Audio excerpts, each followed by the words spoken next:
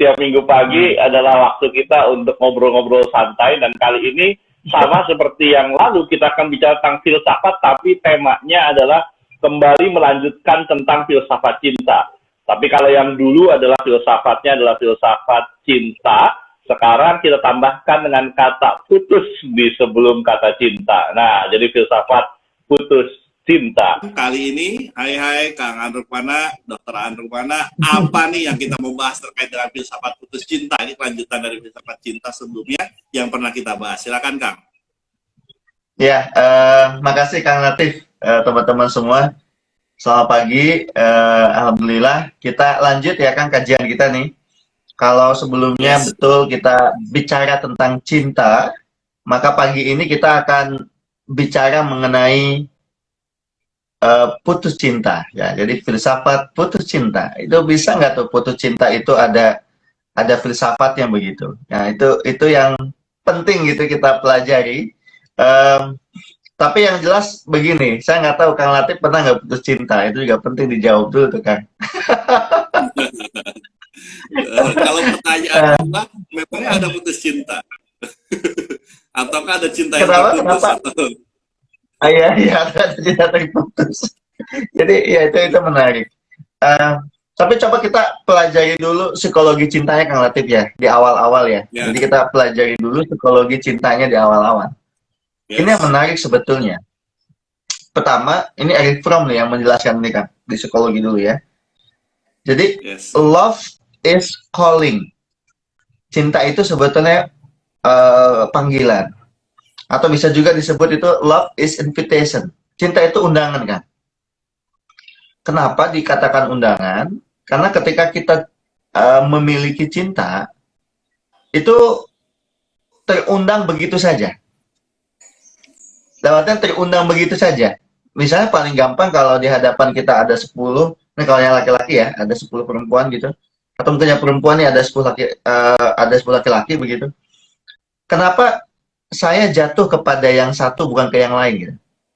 Kenapa saya jatuh cinta kepada yang satu bukan ke yang lain? Nah, makanya kenapa Erich Fromm mengatakan love is invitation. Cinta itu undangan kan.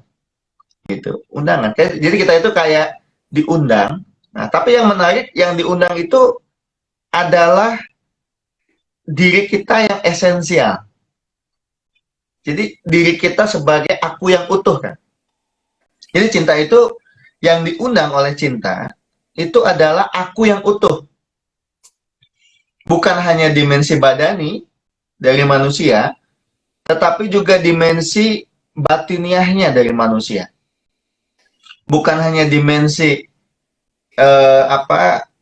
fisik, tapi juga mengandung di dalamnya ada dimensi jiwa, sekaligus juga dimensi roh. Jadi aku yang total itu yang diundang di dalam cinta itu kan. Makanya cinta itu undangan. Nah ini yang menarik kan. Ketika ada undangan cinta, maka cara orang menyikapinya beda-beda. Kan suara saya jelas nggak nih? Masih jelas ya?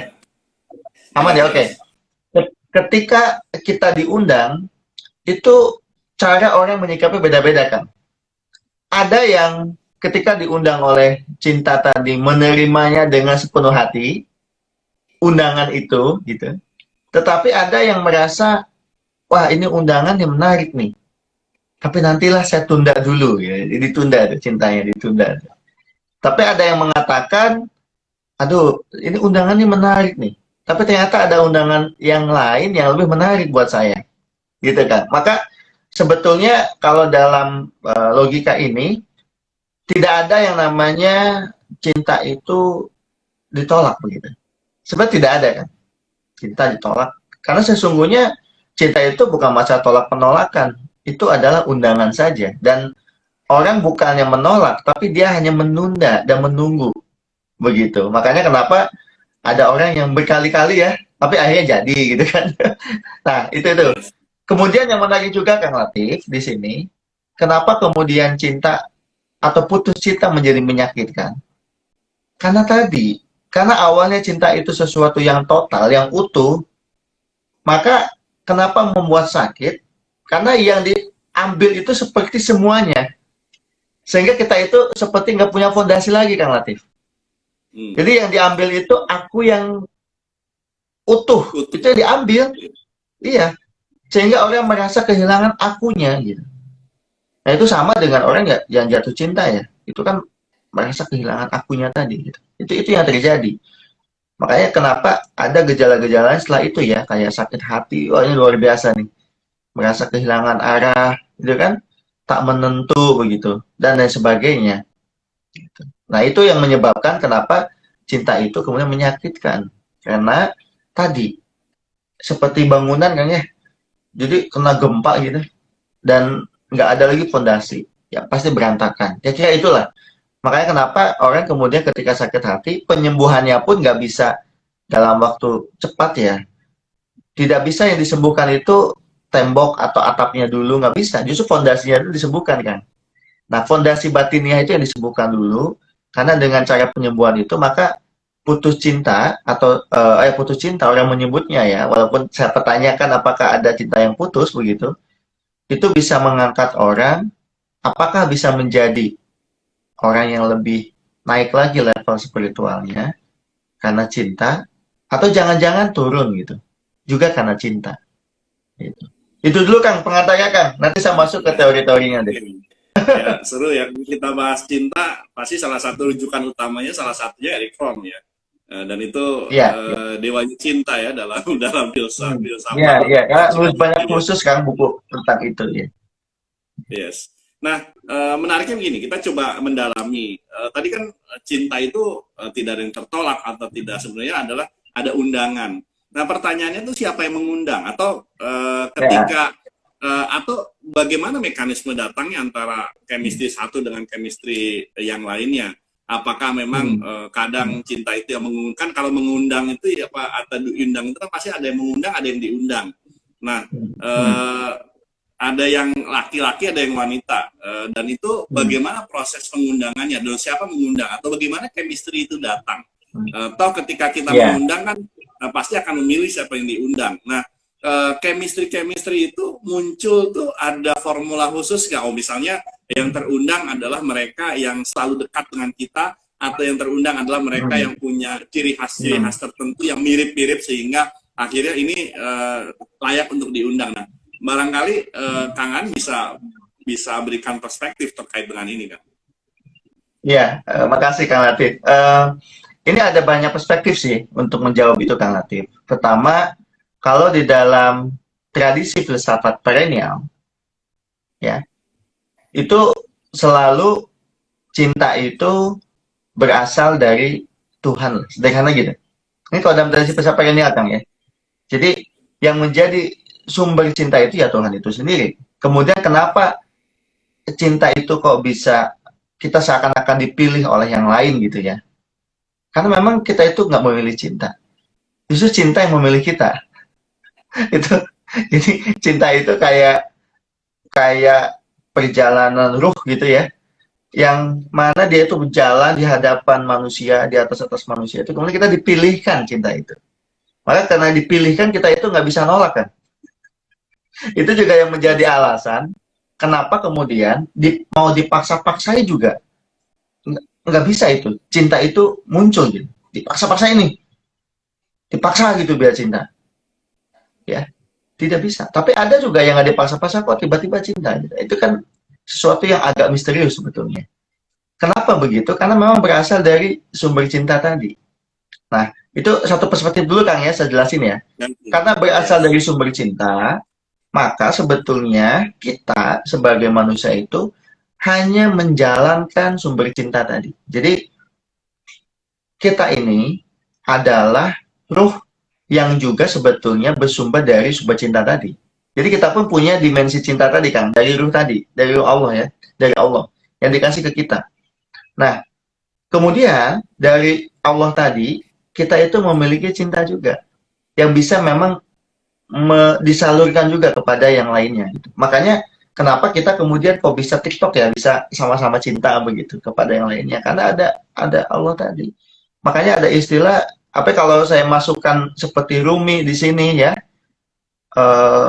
ya kita itu betul-betul kalau udah masuk ke samudera cinta, Bukan kita yang milih loh, kita dipilih gitu. Maka bersyukurlah bagi kita yang memang dipilih cinta gitu. Karena itu yang membuat hati kita juga subur gitu. Nah, cuman tadi supaya cintanya itu menyuburkan, maka kita harus pandai-pandai menghubungkan cinta kita itu memang kepada sumber cinta yang hakiki, yaitu Allah. Itu juga yang menjadikan Kang Latif kenapa kemudian di dalam kategori yang pertama ini kan tidak ada putus cinta. Gimana bisa pada putus cinta? Nggak ada putus cinta. Apalagi kalau dalam artian manusiawi tadi ya, sesama manusia putus cinta itu nggak ada. Kenapa? Karena kita itu akan selalu terhubung dengan Allah. Apalagi kita berasal dari Allah dan kembali kepada Allah. Jadi nggak ada tuh istilah putus cinta sebetulnya. Dalam kategori spiritual ini Kang ya. Makanya Yes. bagi orang yang mencintai dengan benar sesuai dengan apa yang Allah titipkan, tidak ada perpisahan. Gitu. Kan putus cinta itu kan separation Kang ya. Kenapa? Karena cinta itu sejatinya selalu menyatukan, tidak pernah memisahkan. Oke? Nah, nanti kita akan diskusi lain lagi nih kalau udah ngomong kepemilikan. Karena orang biasanya ini yang menyebabkan kenapa kemudian sakit ya. Karena ketika ada cinta, orang selalu kemudian mengaburkannya dengan ingin memiliki kan. Padahal ingin memiliki itu berbeda dengan cinta itu sendiri. Buktinya apa? Cinta itu, Ada cinta itu dengan memiliki itu adalah perbedaan yang berbeda, yang mendasar ya, sangat berbeda ya. ya memang berbeda kan. Karena kalau cinta itu bukan memilikinya, bukan. Tapi cinta itu memang menyatukan. Nah, penyatuan itu bukan pembelaan ya. Tapi bukan Yes. berarti memiliki. Karena buktinya ada orang yang memiliki tapi nggak juga bersatu. Yes. Jadi penyatuan itu bukan masalah memiliki, bukan. Jadi yang memiliki itu hal berbeda. Tapi penyatuan itu banyak dimensinya kan. Makanya bagi yang cinta yang hakiki, kalau kita lihat sejarah ya, seperti Rasulullah misalnya mencintai umatnya itu luar biasa kan. Umati ini dalam konteks agama misalnya. Itu kan bukan berarti memiliki umat. Betul nggak? Yes. Bukan itu gitu. Tetapi Rasulullah betul-betul menyatu dengan hati umat gitu. Menyatu gitu kan. Jadi tahu. Makanya bagi teman-teman nih, kaula muda nih yang kadang-kadang merasa apa mungkin falling in love to someone gitu. Kadang-kadang suka ambisius pengen memiliki gitu. Tenang. Nggak harus hubungannya masalah memilikinya, bukan itu. Tetapi bagaimana kita bisa menjaga memang orang yang kita cintai itu dengan suatu karitas ya, atau suatu kasih sayang yang sebenarnya gitu. Karena sesungguhnya cinta itu membebaskan. Cinta tidak pernah membelenggu. Cinta itu membebaskan. Oke? Nah itu satu tafsir kan. Nah, perspektif kedua itu dari yang non Tuhan, orang yang nggak percaya Allah nih Kang nih. Ya, jadi Filsafat non-perennial ya, argumentasi non-perennial. Kalau ya tadi itu perennial ya, misalnya non-perennial. nah ini filsafat cinta yang non percaya sama Allah nih. Misalnya gini, orang seperti Jean-Paul Sartre ya, ini orang Perancis nih, filsuf Perancis. Itu menjalin hubungan dengan Simone de Beauvoir. Itu jelas itu menjalin hubungan, tetapi mereka juga mendeklarasikan hubungannya itu detachment love kan, hubungan tapi bukan hubungan yang harus saling memiliki, bukan. Sama ya logikanya ya, bukan hubungan saling memiliki, tapi mereka saling cinta, saling pacaran, saling berhubungan, tapi nggak memiliki. Dan tetapi landasannya beda, alasannya beda kan. Kalau alasan dari Erich Fromm, kenapa kemudian tidak memiliki? Erich Fromm itu sederhana, karena sesungguhnya kalau bicara manusia itu bicara antar subjek kan Mati. Jadi misalnya bicara dua orang nih, ya, misalnya bicara siapa tuh Samsul Bahri sama Siti Nurbaya. Nah ini cerita kita nih, Samsul Bahri sama Siti Nurbaya gitu ya. Itu kan Samsul Bahri itu all subjek, subjek Samsul Bahri. Nah Siti Nurbaya itu juga subjek. Nah antara dua subjek ini sesungguhnya punya ambisi untuk saling menguasai kan, untuk saling mengobjektifkan subjek lainnya. Jadi Samsul Bahri mengobjektifkan Siti Nurbaya mengobjektifkan Samsul Bahri. Dengan cara apa? Menguasainya. Makanya kenapa kemudian nggak salah kalau Erich Fromm pun pernah bilang hubungan kayak gitu bisa ada tuh. Misalnya yang laki-laki mengatur yang perempuan, ya. Pokoknya mesti mengikuti A sampai Z. Sebaliknya juga yang perempuan ngatur laki-laki, ngikuti dari A sampai Z. Nah, itu ingin menguasai sebetulnya. Jadi yang dikatakan cinta, itu bukan seperti tadi perspektif pertama ya, perspektif spiritual kan, seperti Rumi. Justru di dalam hal yang kedua ini, cinta itu justru ingin menguasai. Menguasai subjek lain menjadi objeknya. Gitu. Nah, makanya ketika objeknya nggak sesuai, itu masalah. Biasa begitu. Makanya berangkat dari sana, Sartre mewanti-wanti itu, hati-hati dia bilang. Dengan cinta itu harus dicurigai itu. Karena sesungguhnya orang yang mengatasnamakan cinta, kadang-kadang juga latar belakang di belakangnya menguasai yang lain sebetulnya. Gitu kan. Makanya hubungannya menjadi unik dalam kaitan Sartre dengan Simone de Beauvoir ya. Karena satu sisi ya mereka saling diskusi, saling mencintai, tapi di sisi lain mereka saling melepaskan relatif. Itu hubungan yang memang unik sekali dari Sartre dan juga de Beauvoir. Dan itu sebetulnya hubungan yang mewakili tren orang-orang Eropa pada saat itu ya. Itu kan masih Perang Dunia Kedua kalau nggak salah. Iya, iya. Jadi mewakili kondisi orang-orang Eropa pada saat itu yang memang ingin menginginkan cinta yang satu sisi ada hati di sana tapi juga rasional. Kayak begitu kan. Yes, Nah, kalau kaitannya dengan Sartre putus cinta ya memang dia memilih untuk ini ya, untuk rasional ya hubungannya. Yes. Artinya sebenarnya dia juga tidak mengalami putus cinta karena dalam dirinya tetap ada cinta terhadap pasangannya kan walaupun dia tidak memiliki ya. Iya betul. Nah, tadi saya coba balik ke filsafat perennial tadi bahwasannya oke, kan sesama subjek dan itu cinta itu datang dari Yang Maha Kuasa. Nah, tapi kan ada satu dan tidak bisa dipaksakan.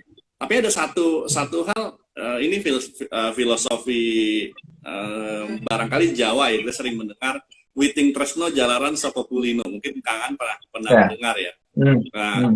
Kaitannya dengan hal tersebut adalah ketika kita intinya adalah kalau kita sering dekat dengan seseorang, maka suatu saat bisa jadi akan tumbuh di sana bibit-bibit cinta dan akan tersemai dengan baik dan akhirnya menjadi sebuah cinta.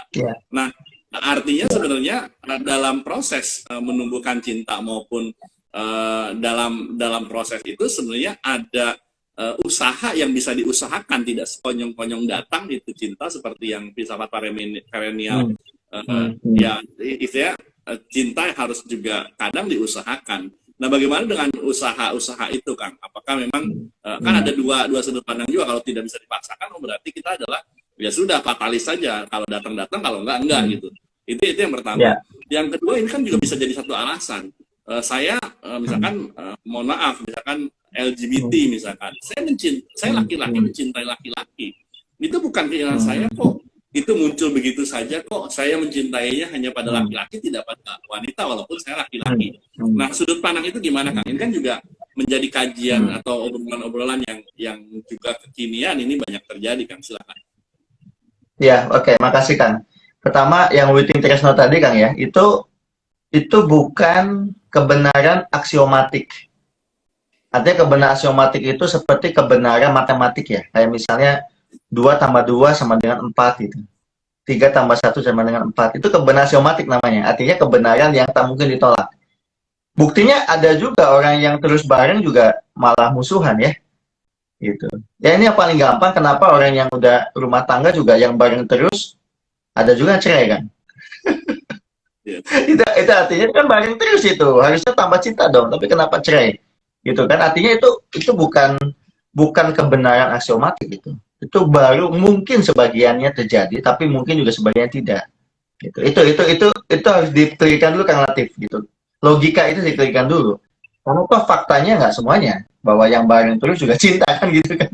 Makanya saya selalu meyakini, Kang Latif, dalam kategori filsafat perennial ini kita itu justru dipilih gitu. Cinta itu dipilih, dicintai dipilih. Nah, kaitan dengan apakah harus ada usaha, kan? Harus. Sama dengan jalan tasawuf sebetulnya. Makanya di tasawuf itu kan ada yang namanya makom, ada namanya hal. Jadi makom itu lebih tepatnya stasiun. Nah, cinta itu juga sama, itu harus ada usahanya dong, tetap harus ada. Tapi jangan juga berharap ketika kita sudah berusaha, cinta itu datang gitu. Karena dua hal terpisah kan. Ya usaha tetap jalan gitu. Cuma masalah hal, masalah kondisi, masalah perasaan, masalah cinta itu given. Nanti Allah yang ngasihnya. Cuma tugas kita itu ya tadi berusaha aja udah. Itu kalau ini kata filsafat ini kan ya. Gitu. Makanya kenapa ada kasus ada orang yang pendekatan mati-matian, mau ini, mau itu, ngasih ini, ngasih itu. Yang ada juga ilfil kali dari orang yang didekatinya, lu ngapain sih ngedekatin terus gitu. Ini kan Latif. Iya kan? Yes. Karena merasa kayak di apa ya? Kayak lebih gampangnya kayak kita itu kayak di ini, kayak di terrorizing.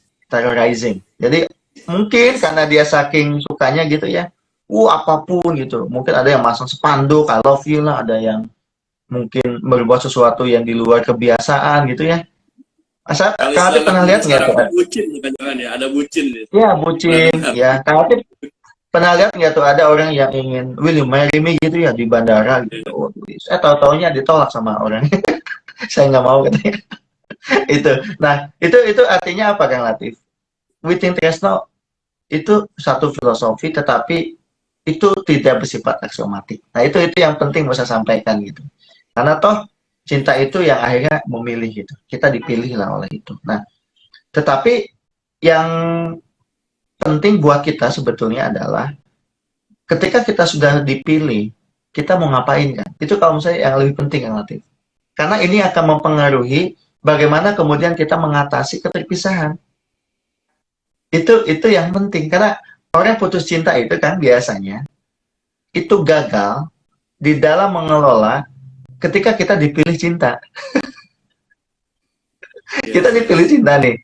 Ya, tetapi cara ngelolanya itu kita gagal. Karena makanya saya selalu yakin kalau Anda sedang berada di dalam samudera cinta, Anda nggak bisa ngapa-ngapain. Kecuali Anda berada atau menghubungkan itu dengan sumber cinta yaitu Allah. Itu kuncinya kan. Makanya kenapa ada orang yang mengatakan ya, enggak lah saya nggak mau pacaran, saya nggak mau jatuh cinta. Anda aja belum pernah dipilih cinta. Coba kalau Anda dipilih cinta tiba-tiba. Saya ada sedikit. Kalau seandainya itu ternyata terpilih, tetapi kemudian tidak berhasil menuntaskan misinya lah, sehingga terputus di tengah jalan atau berantakan di tengah jalan. Nah, menyikapinya seperti apa? Kemudian apa kembali memang saya ternyata bukan yang terpilih kok. Bisa begitu juga pada akhirnya, atau menjadikan itu sebagai reason. Ini bukan jodoh. Nah, atau saya bukan terpilih. Nah, bagaimana menyikapi hal itu, Kang? Bagus. Tadi saya Kang Latif di awal udah saya sampaikan ada pembedaan tegas antara cinta dan memiliki. Itu dua hal yang terpisah. Ya, kepemilikan itu dua hal terpisah. Nah, sebetulnya ketika kita dipilih cinta tadi, Kang, kita bisa mengelolanya itu menjadi sesuatu yang produktif. Seharusnya. Ya, sesuatu yang produktif itu sesuatu yang memang bisa menjadi kebaikan baik bagi dirinya maupun bagi objek yang dicintainya atau subjek yang dicintainya kan. Itu juga bisa menjadi sumber kebaikan seharusnya. Makanya ini contoh sederhana Kang Latif. Misalnya saya di panglima perang gitu kan. Saya panglima perang memimpin satu negara gitu. Nah, tiba-tiba ada kekasih saya itu ada di negara musuh. Bisa jadi saya karena saya lagi panglima perang tertinggi yang punya pasukan hebat sekali. Ketika saya tahu di daerah sana itu ada kekasih saya, bisa jadi saya menghentikan peperangan itu, Kang Latif. Karena di sana ada kekasih saya. Logikanya begini maksud saya. Kita itu kan, kalau memiliki cinta, ya, pada akhirnya cuma ingin satu sebetulnya. Menjadikan dia yang dicintai itu mendapatkan what we call as kebahagiaan atau happiness. Kuncinya itu sebetulnya. Ya, kuncinya itu. Makanya kenapa orang kalau ini filsafat ini Kang ya, kalau betul mencintai seseorang, maka cinta itu akan membebaskannya kan. Bukan menjadikannya sebaliknya, justru akan membebaskannya. Nah, masalah nanti apakah nyatu atau tidak, definisi menyatu kan. dalam tradisi filsafat perennial itu bukan masalah sekali lagi kepemilikan, bukan. Jadi menyatu itu adalah dimensi batinnya, itu ada kebersatuan di sana, Kang. Karena dimensi batinnya lah yang tidak akan pernah punah. Jadi kalau ada istilah, apakah bisa cinta abadi? Bisa. Kalau cintanya cinta yang berasal dari hati tadi, kan. Itu cinta yang abadi. Jadi, tapi kalau kita dimensi cinta-cinta fisik, nah itu berbeda. Semuanya kita bahas tadi ya dicoret aja gitu. Karena nggak ada kayak cuma fisik aja. Makanya kalau cinta fisik ya habis yang di fisik, Kang Latif. Karena cintanya cinta batinnya, maka dia pun sifat cinta itu menjadi sifat yang abadi. Nah, kalau sifatnya yang abadi, apakah ada perpisahan di sana ketika kita masih punya cinta? Tidak ada perpisahan. Tidak ada perpisahan. Kalaupun saya bisa mencintai seseorang, kemudian orang itu kemudian tidak dengan saya, bukan tidak mencintai, Kang. Termasuk mungkin saya pengennya bareng sama dia, tapi dia tidak bersama saya kemudian. Bukan berarti perpisahan. Bukan. Saya tetap mencintai dia. Kenapa? Karena ingat, dia pun berasal dari Sang Ilahi. Jadi kayak replika saja, kan? Jadi kayak replika mencintainya, karena di sana juga ada sinaran dari Sang Ilahi, begitu, kan? Jadi kayak mengembalikan cinta yang Allah kasih ke kita, dikembalikannya kepada Allah dengan mencintai orang itu. Itu, kan? Makanya kalau ya itu teorinya, Kang, ya. Tapi kalau prakteknya, aduh, nggak mudah ya. Makanya prakteknya pasti nggak mudah. Tapi kira-kira kalau pencapaiannya begitu, kan? Oke, itu tadi saya bayangkan. Oke, secara teoritis oke, tapi secara praktikal memang agak butuh perjuangan ya hal tersebut ya. Nah, gini, Kang, tadi kan cinta tidak harus memiliki, kemudian juga cinta tidak terikat oleh status dan lain sebagainya.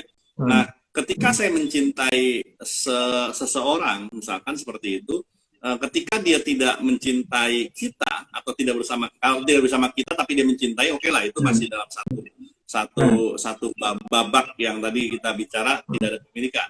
Kalau saya mencintai dia tapi dia tidak mencintai saya, sebenarnya dalam pandangan filsafat perennial itu bukan bertepuk sebelah tangan, karena tidak ada cinta yang bertepuk sebelah tangan, gitu kan ya.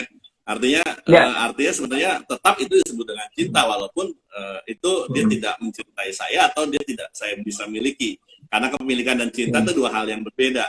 Nah, dan tidak ada putus cinta, karena sesungguhnya cinta itu tetap tersambung, dan tidak ada juga pecinta bertepuk sebelah tangan. Sehingga kalau kita mencintai, ya sudah mencintai apa adanya. Nah, tetapi sudut pandang akhirnya saya berarti bebas mencintai siapapun dong. Dan itu akan cinta itu bisa membuat manusia itu kalau dengan mencintai siapapun. Nah, apa bedanya, atau adakah makom-makom atau penggolongan ini cinta terhadap, kan Nabi Muhammad misalkan cinta terhadap umatnya, kemudian tetapi kan juga beda dengan cinta terhadap istrinya, terhadap anaknya. Nah, hal-hal itu bagaimana penempatan positioningnya, Kak, antara cinta terhadap ya kita cinta sama manusia pasti, tapi bagaimana membedakannya dengan cinta terhadap istri, terhadap keluarga, terhadap anak, terhadap saudara. Hal itu boleh dikasih sudut pandangnya, Kang, dari sisi filsafat. Ya, makasih, Kang Latif. Ini kan yang kita bahas kan memang cinta sebagai cinta yang murni, Kang, ya. Jadi cinta sebelum dihubungkan dengan jenis objeknya apa atau dengan status apa. Nah, kalau kaitannya dengan tadi yang Kang Latif sampaikan, misalnya dengan keluarga, dengan istri, suami, anak, kemudian guru, murid, siswa, dosen, mahasiswa, atau antar sesama agama atau lintas agama misalnya, itu kan sudah diturunkan, ya, Kang, ya. Jadi bukan lagi cinta murni tadi yang saya sampaikan di awal tadi, kan. Karena di sana sudah ada unsur lain. Misalnya ada unsur yang disebut sebagai unsur etika, misalnya. Di sana ada unsur komitmen. Di sana ada unsur tanggung jawab, misalnya, kan. Di sana ada unsur kepercayaan dan sebagainya. Itu lanjutannya sebetulnya. Tapi kalau bicara cinta yang murni seperti tadi yang kita bahas, ya tadi yang saya sampaikan tadi, itu cinta yang murni. Maka kemudian cinta kenapa bersifat universal? Karena itu. Misalnya gini lah, bisa nggak sih kita mencintai semua orang? Ya justru itu kan yang diharuskan. Kita mencintai semua, ya, siapapun. Bahkan Bukan Bahkan hanya lingkungan dan manusia, hewan pun kita wajib lingkungan cintai. pun sama, hewan pun sama gitu. Nah, sekarang apakah ada derajat-derajatnya? Kalau saya bukan derajat cintanya Kang Latif, bukan. Bukan derajat cintanya justru, bukan itu. Tapi kaitannya kalau tadi dengan yang Kang Latif tanyakan kepada saya, itu hubungannya bukan dengan cintanya, tapi hubungannya dengan komitmen atau kontrak sosial sebetulnya. Lebih ke sana kan? Lebih kepada konteks sosial. Oh, saya sebagai citizen, saya sebagai warga negara, saya sebagai suami, saya sebagai istri, saya sebagai anak, itu lebih ke sana kan. Nah, tetapi tetap apapun konteks sosial yang kita punya, Kang Latif, basis fondasinya itu cinta, itu yang saya maksud. Jadi jangan sampai Yes. kemudian kita terjebak kepada konteks sosial, tetapi cinta itu yang kedua, bukan itu. Justru kalau saya sih cintanya dulu, baru nanti setelah itu menjadi yang kedua. Itu ada konteks sosial. Ini contoh Kang Latif, ini kejadian di banyak tempat. Misalnya ada orang yang sangat baik sekali dengan misalnya keluarganya begitu, tetapi ketika mereka menikah misalnya menjadi jauh dari keluarga awalnya. Karena pasangannya melarang dekat sama keluarganya. Bisa nggak gitu kan? Bisa. Yes. Bisa itu kejadian kan. Jadi yang biasa dulu baik sama kedua orang tuanya, baik sama adik kakaknya, karena udah menikah, akhirnya entah suami entah istri melarang-larang, kamu jangan keluar kamu mulu dong. Kayak gitu-gitu kan. Itu kan jadi rancu ya.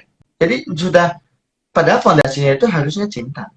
Dalam artian kita nggak bisa melarang, misalnya kita untuk tetap berbuat baik kepada keluarga kita yang sebelumnya. Keluarga kita sebelumnya itu, atau ini Kang Latif, ini fenomena yang lain ya. Misalnya fenomena orang bercerai kan. Kenapa kok ada orang yang bercerai tetap baik ya? Mungkin Kang Latif bisa lihat itu. Tetap baik gitu. Ada orang yang bercerai tetap baik. Tetap baik itu artinya dengan pasangannya yang dulu mantannya mungkin tetap baik ya.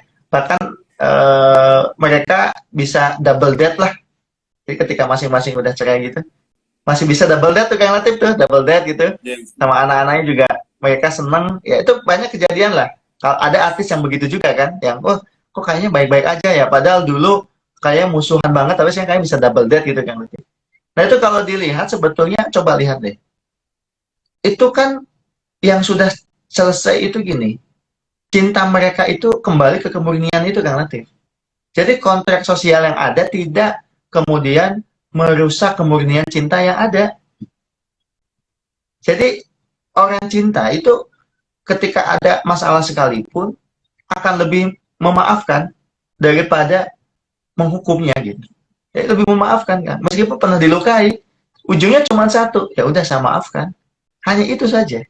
Karena maaf itu kan itu simbolisasi dari cinta tertinggi manusia kan. Dan ikhlas. Gitu. Makanya kenapa kemudian Kang Latif ada perceraian tapi orang ada kok yang berdamai dengan itu gitu. Ketika ada perceraian tetap bisa berdamai. Ya atau ya saya nggak mau diskusi di sini sih karena akan kontroversial sih. Kayak misalnya kasus yang kalau di Islam itu kan bolehlah poligami, walaupun ada yang juga melarangnya. Ya kalau mau dalam kategori itu juga sama, tapi saya nggak mau bahas ini karena akan panjang nanti diskusinya karena pro kontranya juga cukup besar ya di sini. Tetapi yang jelas Kang Latif, kalau udah diskusi mengenai cinta tadi, yang tadi saya sampaikan Kang Latif, ya kembalikan ke kemurniannya aja kalau menurut saya. Jadi cintanya dulu kan, baru konteks sosial. Jadi jangan dibalik nih, jangan konteks sosial dulu, baru cinta. Tapi kita benerin dulu nih cintanya ini. Itu juga untuk menjawab yang kalian ditanyakan. Bagaimana misalnya dengan cinta yang lain gitu ya. Ya itu tergantung tadi. Kemurniannya gimana nih, kemurnian cintanya tadi. Gitu. Yes. Jadi kalau gitu ya, kan? ketika kita bicara tentang cinta secara universal atau secara perennial, sesungguhnya itu cinta yang non antropologis dan non sosiologis ya, artinya cinta terlepas dari status. Mungkin barangkali begitu ya. Nah kalau sudah kita bersikap dan menyatakan statusnya seperti apa, baru kita masuk ke dalam cinta yang sifatnya sosiologis maupun antropologis ya, kira-kira begitu ya. Iya. Yes. Itu Kang Latif ada Ibn Arabi kan? Saya sedikit tambahkan ya. Ada Ibn Arabi. Boleh.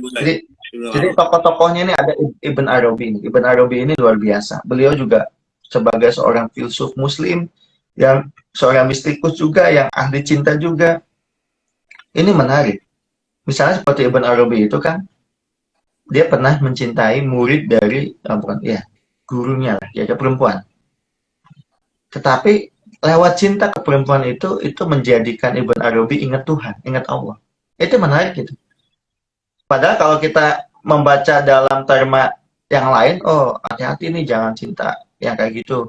Tapi bagi Ibn Arabi justru dengan mencintai perempuan dia ingat Allah. Karena ada Yes. jamaliat Allah di perempuan itu gitu. Ada jamal Allah di perempuan itu. Dan Ibn Arabi itu banyak nulis puisi-puisi juga kan. Dan beliau pernah menulis kira-kira ini bahasa sayanya kira-kira beginilah. Menulis puisi tapi seakan-akan yang nulis itu Allah gitu. Jadi kayak gitu ya. Judulnya itu Alone with the Alone. Jadi menyepi dengan yang maha sepi gitu. Atau menyendiri dengan yang maha menyendiri. Nah, bagi teman-teman yang putus cinta ini harus baca puisi ini nih, Alone with the Alone, menyepi dengan yang menyepi gitu kan, dengan sang maha sepi kan. Karena orang biasanya merasa ketika putus cinta itu kan dia sendirian, nggak ada orang lain lagi, putus ya kan ya. Tapi yang kita lupa bahwa ada the alone, ada yang maha sepi, ada yang maha sendiri, itu Allah. Makanya itu kenapa saya bilang harus dihubungkan dengan Allah gitu. Nah, di puisi itu Ibn Arabi banyak bercerita kan, misalnya gini, kenapa engkau tidak bisa melihatku? Kayak gitu. Kenapa engkau tidak bisa melihatku? Terus kemudian dia bilang, kenapa engkau tidak bisa merasakanku? Bukankah setiap hari engkau merasakan makanan yang enak, minuman yang segar? Bukankah engkau melihat pemandangan yang indah? Tapi kenapa engkau tidak bisa melihatku? Kayak gitu-gitu kan. Jadi menunjukkan kalau dari perspektif Allah, justru semua keindahan, termasuk cinta, itu kan berasal dari Allah sebetulnya. Tapi kenapa engkau tidak bisa melihatku? Ya, kayak gitu-gitu Kang Latif. Jadi luar biasa kalau kita hidupnya betul-betul merujuk atau mengembalikan kepada Allah, itu justru cinta kita itu menjadi cinta membebaskan. Tidak pernah ada Kang Latif jenis cinta membebaskan kecuali cinta yang rujukannya karena Allah. Tidak akan pernah ada itu. Yes. Tidak akan pernah ada. Makanya tadi saya udah baca, saya termasuk pembaca yang banyak lah terkait itu ya, terkait cinta ya. Termasuk saya itu dan sebagainya. Justru yang melepaskan cinta karena Allah itu kuncinya. Yes. Maka salah satu mungkin rujukan yang wajib kita baca itu kalau kita melihat cerita cinta itu mungkin kita bisa baca cerita cintanya Laila Majnun, Kang ya. Itu itu sangat cerita yang sangat cinta paralel sekali ya pada ujungnya ya. Kita bicara tentang Laila Majnun atau cerita tentang Yusuf dan Zulaikha. Yusuf Zulaikha bukan dalam konteks cerita di Al-Quran antara Yusuf dan Zulaikha, tetapi ada satu cerita sofistik juga terkait dengan Yusuf Zulaikha yang menggambarkan tentang kecintaan ilahi juga antara keduanya ya. Dan itu seru ya Kang. Jadi artinya kalau perjuangkan. Nah, yang diperjuangkan terhadap cinta itu apa? Status kah? Kalau kita bicara status, berarti kita tidak bicara tentang filsafat perennial atau cinta yang bersifat ilahiyah atau cinta yang sangat perennial, tetapi cinta sosiologis dan antropologis. Nah, kira-kira itu ya. Jadi jangan terjebak pada status, jangan terjebak pada kondisi, atau ketika kita putus cinta sesungguhnya kita sakit hati karena putus cinta, itu sesungguhnya kita terjebak pada cinta yang sifatnya tidak membebaskan, malah sesungguhnya tidak memahami cinta secara lebih mendalam. Kira-kira itu ya berarti Kang An. Iya. Putus cinta itu ini juga Kang Latif. Kenapa kita sakit hati karena cinta gitu? Karena kita keliru meletakkan objek cinta itu yang harusnya itu kembali kepada Allah, kepada selain Allah kan. Itu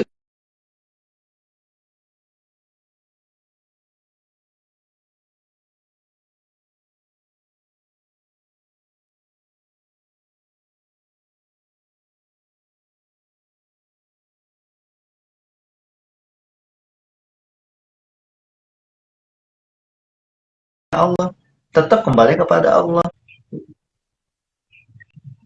Yes, betul. Jadi artinya harus kembalikan cintanya terhadap Allah. Nah, Kang, mungkin kita pada akhirnya itulah barangkali ya kenapa para filsuf itu kalau kita lihat ujungnya cinta mereka itu tidak kepada kepemilikan. Artinya mungkin mereka ya saya nggak tahu ya. Coba mungkin Kang bisa cerita latar belakang cinta mereka seperti apa. ataukah keluarga Iya. mereka, ataukah seperti apa Kang? Barangkali lu terlalu Iya. filsuf lu sehingga hidup lu tuh kayaknya jadi hambar, buktinya lu nggak Iya. menikah atau seperti apa. Nah mungkin kan banyak ya, atau mungkin orang juga kalau salah satu yang sekarang lagi ngetren kan, salah satu filsuf yang sangat populer sekarang kan contoh adalah si Rocky Gerung, dan itu tidak terlihat status, artinya sebenarnya dia lebih memahami tentang cinta yang lebih esensial ya Kang ya. Iya. Iya. Kalau itu sih Kang, sebetulnya kalau para filsuf kan ada juga yang menikah, ada yang tidak, ada yang kemudian membujang, ada juga yang, mohon maaf ya, ada yang kalau nanti bilang LGBT, ada juga tuh yang LGBT, ada juga yang tidak. Jadi sebagaimana manusia umumnya sebetulnya Kang Latif, sama aja sih. Jadi tidak ada pengkhususan para filsuf bagaimana, tidak ada. Tapi yang membedakan adalah di dalam tradisi filsafat itu memang ada satu argumentasi yang sangat mendalam mengenai gimana kita memahami atau mengelola cinta itu, kira-kira itu. Dan di dalam tradisi filsafat, kalau mau baca, teman-teman bisa baca tradisi filsafat eksistensialis. Nah, saya lupa mengutipnya, ada filsuf lain, Kierkegaard, itu juga sama kan. Ketika gimana Kierkegaard jatuh cinta kepada Regina Olsen, ini sering saya ceritakan nih, tapi pada akhirnya memilih untuk melepaskannya begitu, karena takut menderita. Nah itu juga kan bagian dari perjalanan Kierkegaard sebetulnya untuk mencintai Allah akhirnya gitu. Itu ya. Dan gimana juga kemudian Rumi ketika, nah ini Rumi itu kan jatuh cintanya itu kepada laki-laki kan, tapi bukan LGBT. Jadi jatuh cinta kepada gurunya, itu namanya Shams At-Tabriz, itu guru Rumi kan Latif, itu gurunya Rumi namanya Shams At-Tabriz, itu laki-laki. Nah tetapi melalui cinta kepada gurunya itu, kepada Shams At-Tabriz, itu yang kemudian mengantarkan Rumi untuk mencintai Tuhan. Jadi wasilahnya itu gurunya, yang laki-laki itu. Tapi ujungnya cinta kepada Tuhan. Ibn Arabi juga sama, cinta kepada perempuan, ujungnya juga Tuhan gitu. Jadi sebetulnya kalau menurut saya, memang kehidupan masing-masing itu kadang-kadang juga agak susah untuk dijadikan prototipe ya Kang Latif ya, para filsuf gitu ya. Agak susah karena masing-masing konteks sosial historisnya juga beda-beda sih gitu. Konteks sosial historisnya juga beda-beda. Nah, tapi kalau kita mau merujuk misalnya kepada Nabi, kepada orang-orang soleh, kira-kira mereka pasti akan menjadikan cinta itu ya betul-betul menjadi energi yang besar di dalam melakukan kebaikan. Kalau berumah tangga ya berumah tangga untuk menghasilkan kebaikan. Kalau memang hidup membujang, itu juga hidup membujang yang mengundang kepada kebaikan gitu. Karena kalau kita bicara membujangkan ya, rahib-rahib itu kan sama. Memilih untuk hidup membujang, justru itu juga untuk tetap menjaga kemurnian mereka, karena mereka sudah dipilih cintanya oleh cinta Tuhan sebetulnya. Kira-kira itulah, ya. Ada kaul namanya dalam tradisi kerahiban itu. Itu pun sama, karena cinta juga. Maka kalau menurut saya sih, Kang Latif, yang paling penting dari diskusi kita ini semua, bahwa cinta yang sesungguhnya itu atau yang murni tidak pernah ada perpisahan. Itu yang paling penting kan. Maka bagi teman-teman yang mengalami, kok saya kayaknya terpisah ya, sebetulnya nggak ada perpisahan. Cinta yang murni selalu ada pembebasan di sana. Bukan kebebasan ya, tapi pembebasan di sana. Kemudian akan selalu ada kebersatuan dan kemenyatuan. Dan yang paling penting dari itu, cinta bukan masalah memiliki, karena itu dua hal yang berbeda. Cinta itu adalah masalah memberi, masalah kehadiran. Karena yang memiliki belum tentu ada kehadiran. Dan kalau ada kehadiran, sudah otomatis sebetulnya dia bisa lebih dekat dengan objeknya yang dicintainya. Saya kira itu Kang Latif, poinnya itu. Oke, jadi pas kita sudah hampir 1 jam, jadi sekitar 50 menit kita sudah berdiskusi, dan mungkin salah satu yang sangat cocok adalah cinta itu walaupun, bukan karena ya Kang ya. Satu istilah dari cinta dari Prancis ya. Jadi cinta itu adalah, kalau cinta itu walaupun, bukan karena. Jadi kalau kita mencintai seorang karena harus memiliki, sesungguhnya Anda tidak cinta, tapi Anda hanya akan membelenggu dirinya atau diri Anda. Rasanya itu, jadi bagi Anda yang putus cinta, sesungguhnya inilah jawaban bagi Anda untuk dapat memahami lebih dalam, bukan pelarian ya. Jadi obrolan kita kali ini bukan sebagai pelarian Anda yang lagi putus cinta ya, tapi adalah memahami dengan lebih mendalam apa yang terhadap cinta yang sesungguhnya. Rasanya itu Kang An, terima kasih banyak. Sudah hampir 1 jam kita berdiskusi dan 1 jam yang sangat padat. Kalau membahas tentang cinta biasanya konon tidak ada akhir, ujungnya tuh sangat banyak sekali. Dan konon selama masih ada lagu tentang cinta dan akan selalu ada rasanya lagu tentang cinta, pakai lagu cinta yang bahagia ataupun cinta yang penuh sakit hati, rasanya cinta akan tetap menjadi pokok bahasan yang sangat menarik buat kita semua. Seperti itu, terima kasih banyak Kang Aan, selamat beraktivitas. Atau barangkali ada yang mau ditutup sebelum kita akhiri? Kita harus bersyukur lah kalau kita punya cinta lah, karena sesungguhnya orang-orang yang sedang memiliki cinta itu lagi dipilih oleh cinta gitu, oleh Sang Maha Cinta. Jadi jangan banyak mengeluh ya. Memang itu samudranya luas dan sangat dalam gitu. Kita syukuri aja kalau sedang dipilih cinta, dan indikator bahwa kita itu dipilih cinta dan kita sukses ya ketika dipilihnya itu adalah karena kita bisa bertumbuh menjadi pribadi lebih baik lagi ketika kita memiliki cinta itu gitu. Kalau kita menjadi pribadi yang nggak baik ya berarti ada masalah gitu dengan cinta yang memilih kita. Saya pikir itu Kang dari saya. Siap. Terima kasih banyak bagi rekan-rekan yang sudah hadir di dalam obrolan kita. Terima kasih banyak teman-teman semua. Kalau tidak sempat nonton atau mungkin sedang bersepeda nonton sebentar lalu pergi lagi, silahkan nanti boleh tonton di IGTV kita karena kita akan save di IGTV. Juga kita akan posting di YouTube Pondok Harmoni dan kita akan terbitkan dalam bentuk buku insya Allah. Baik, terima kasih banyak, ikuti obrolan kita berikutnya di minggu depan. Assalamualaikum warahmatullahi wabarakatuh. Atur nuhun Kang Aan. Waalaikumsalam warahmatullahi wabarakatuh. Terima kasih Kang. Oke, kita akhiri 3, 2, 1.